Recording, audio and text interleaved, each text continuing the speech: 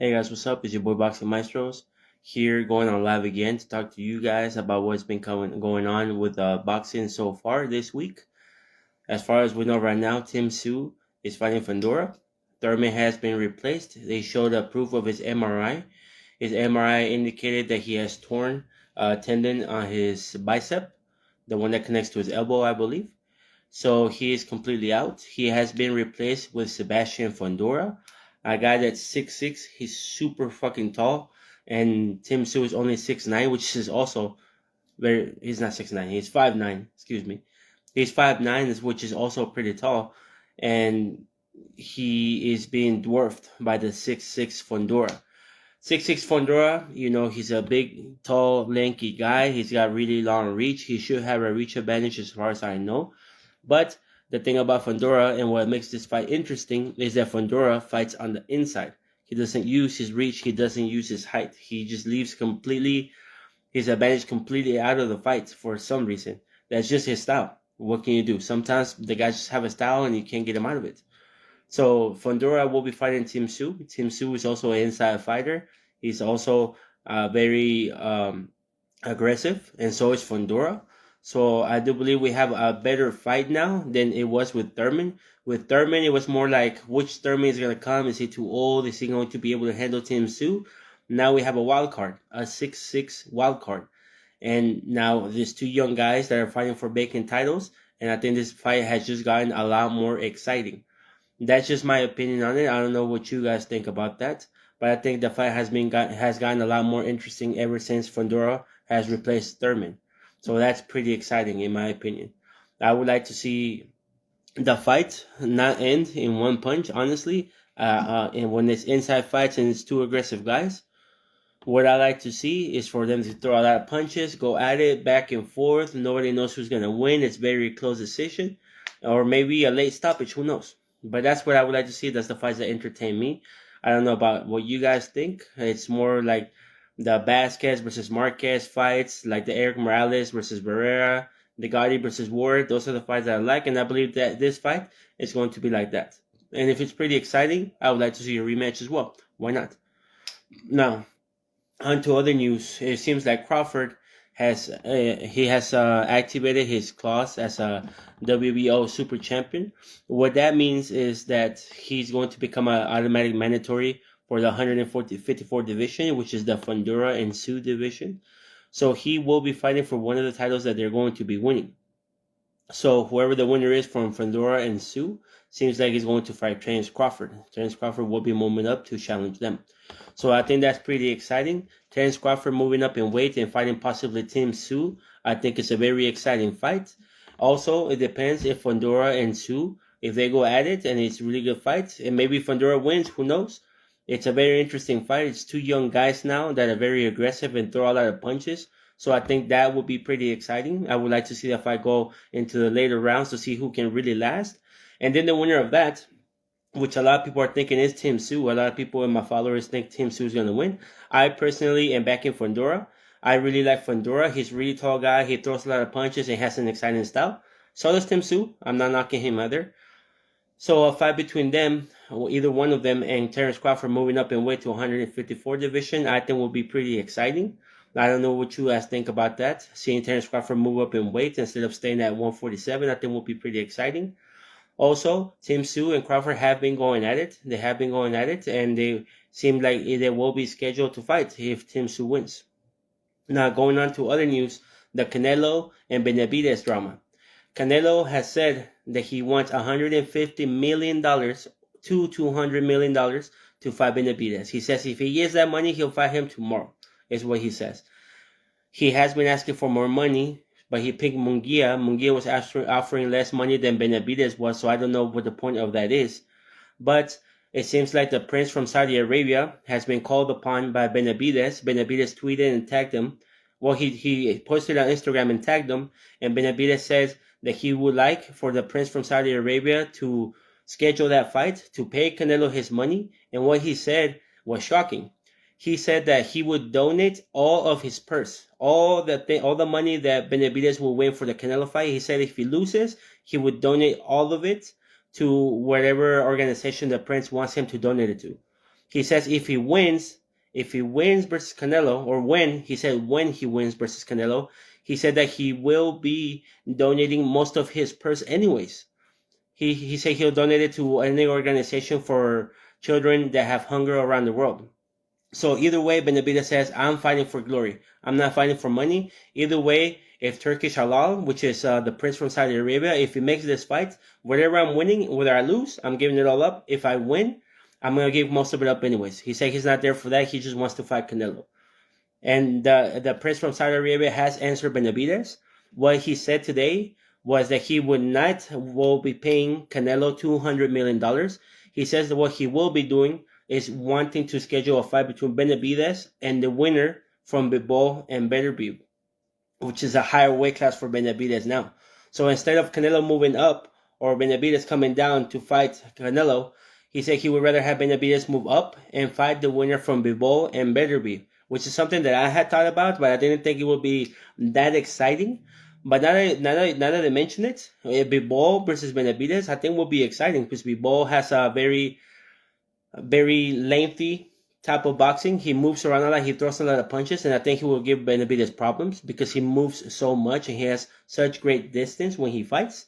And Benavidez fight versus Beterbiev, I think will be even more exciting because Benavidez is just a smaller Beterbiev.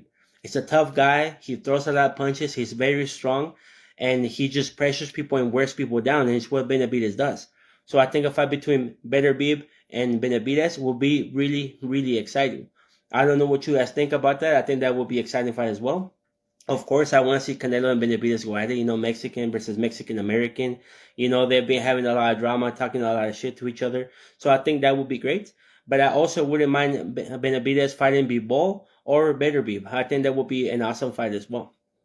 Also, in other news, it seems that Earl Spence Jr. had tweeted that he says he needs to find a new home. And somebody answered that. They put a reply on there saying if he needs to find a new house, and he says no. So what people are speculating is that Earl Spence has left his trainer, Derreck James. They're saying that there is rumors going around that Spence has not been back to Derreck James's gym ever since he lost to Crawford. It seems like Earl Spence might have cut all ties with Derreck James, and it seems like he's looking for a new trainer. And that's why we haven't heard anything from Earl Spence since. So it is kind of questionable. Nobody really knows what's going on, but that's a rumor that's been going around that Spence has left Derreck James. So we'll see what happens with that. I personally hope that doesn't happen. One loss, even if it's a bad loss like the Crawford fight was, I don't think it should determine your relationship between a coach, a trainer that has been with you for years and years through many victories.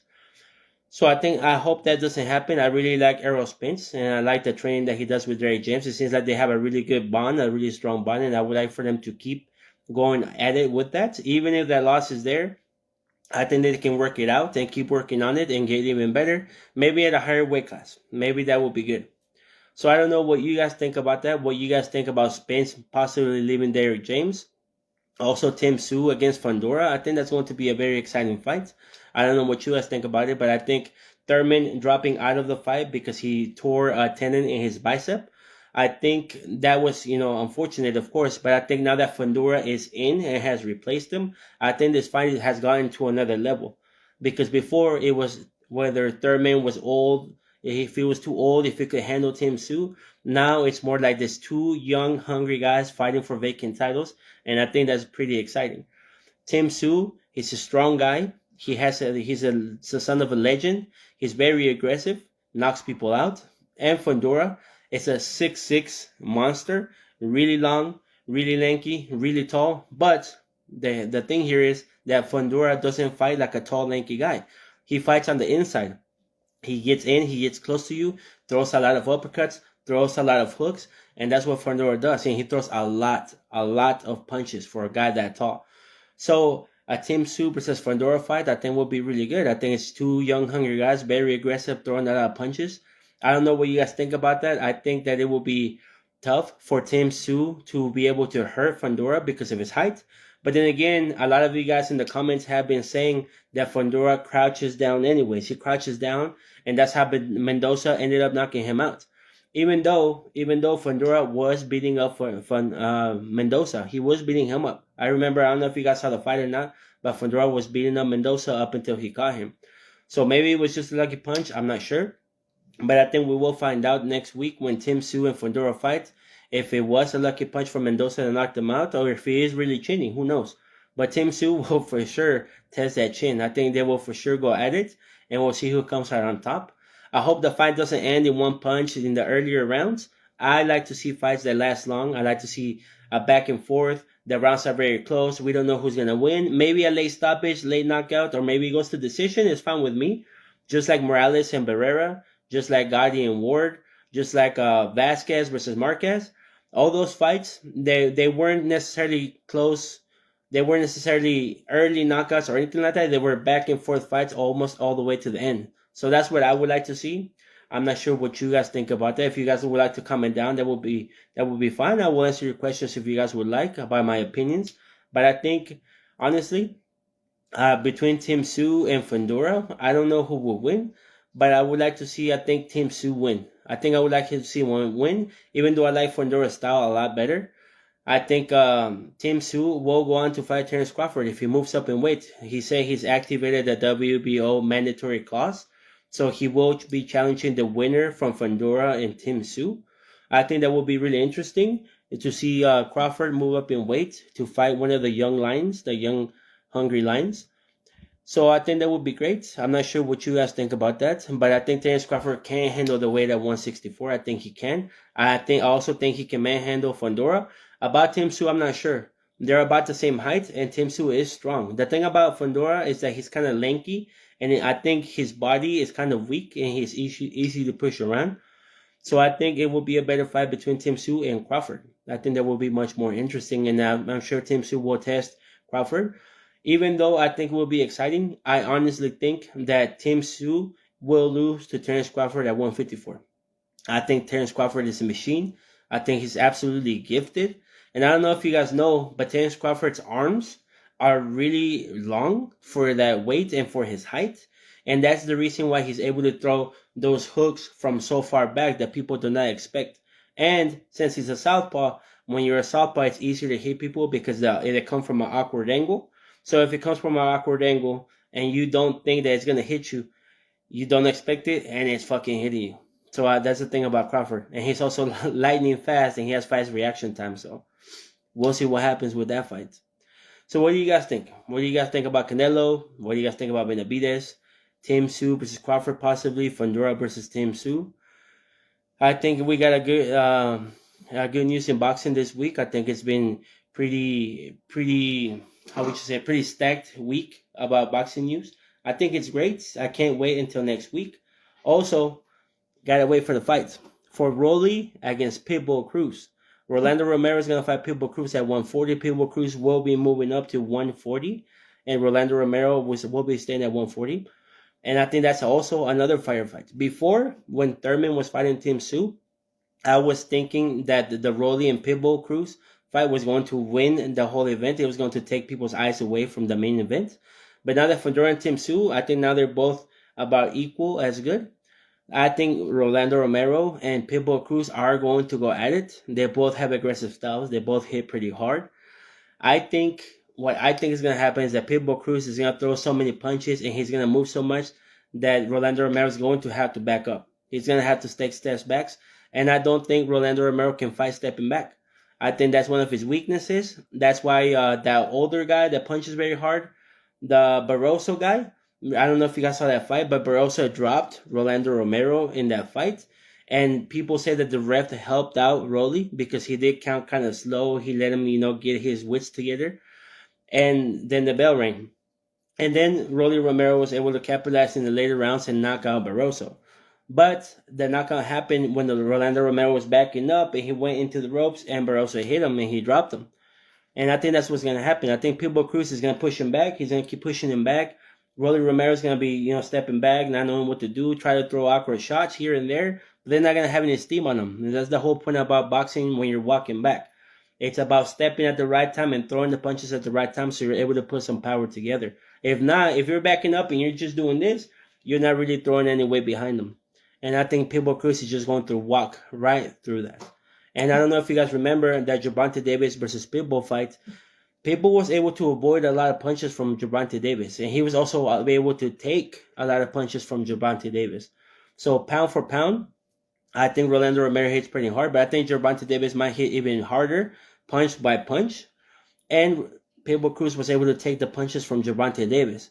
So if that is true, if Davis punches harder than Rolando Romero, and Pitbull Cruz is able to handle the punches from Rolando Romero, I think it's going to be a tough night for Rolly. And I think Rolly will be stopped. I think Rolly will be stopped in the later rounds. Pitbull Cruz is just going to punch all over.